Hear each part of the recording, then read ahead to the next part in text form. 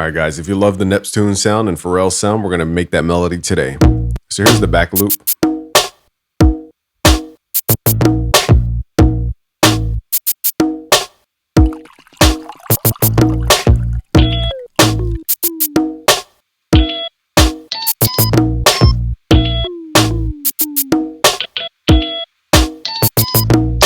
Okay, so the main thing is a 1, 2, 3. So it's the rule of thirds. We teach this in our music theory magic course, but it's the rule of thirds. We have 3 here, we have 3 here, 3 here, and then 3 here. So 3 repeats. Okay, that's why it sounds good. Okay, so what I'm going to do is play with the guitar to double up that 3 structure. Okay, so all we're going to do is repeat this. Just repeat that and just emphasize those notes.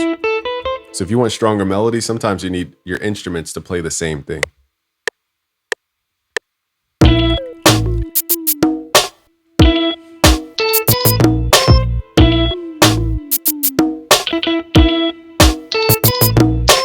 Okay, so a couple of things we could tighten up is the timing here. You don't need to be super accurate.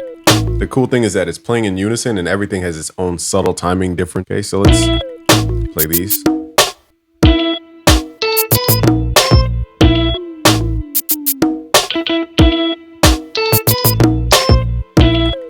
Okay, so now what I'm going to do is add little embellishments to the sound. So stuff like that, just legato, hammerons.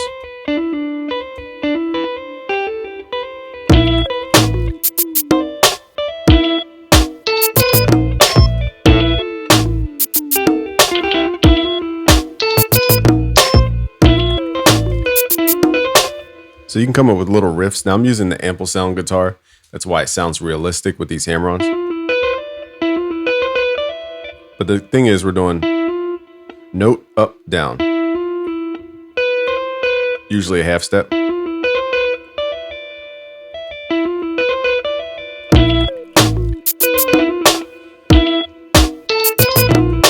Okay, so we can clone this so they don't play on the same guitar, because that specific plugin revoices the notes.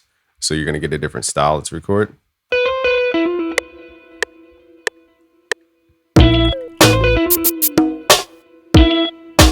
Okay, so even cooler is you could do loop recording.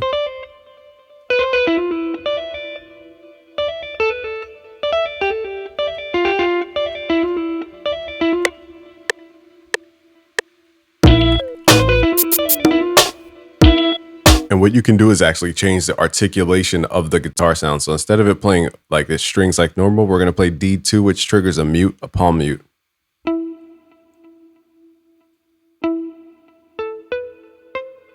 It's going to add a little more bounce because it's a pluck sound that adds more transient.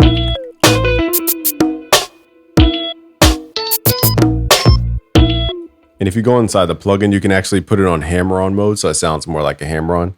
You would do what I think it's F2 in FL Studio. So F0 is F2 in FL Studio. So let's add this to our section where we're adding the hammer-ons. And you play the key switch before you trigger the MIDI notes, or else it won't work.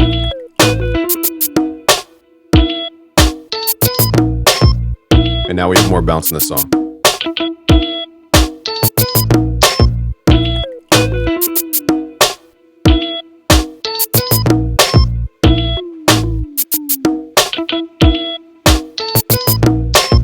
Okay, so looking at the notes, all we're doing is playing the root note, and then we're going to the perfect fourth and then the perfect fifth. That's why these are so important, is because they always work without going into the minor thirds, major thirds, and making a chord out of it. You could just use the perfect fourth and perfect fifth. They play well off of each other. And then that sharp fifth, okay, is going to give us the minor sixth up top.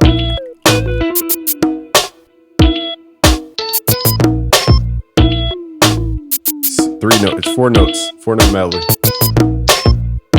Pretty simple, but it has a lot of bounce. So try that. Thank you for watching. It's gamefrombusyworksbeats.com. Peace.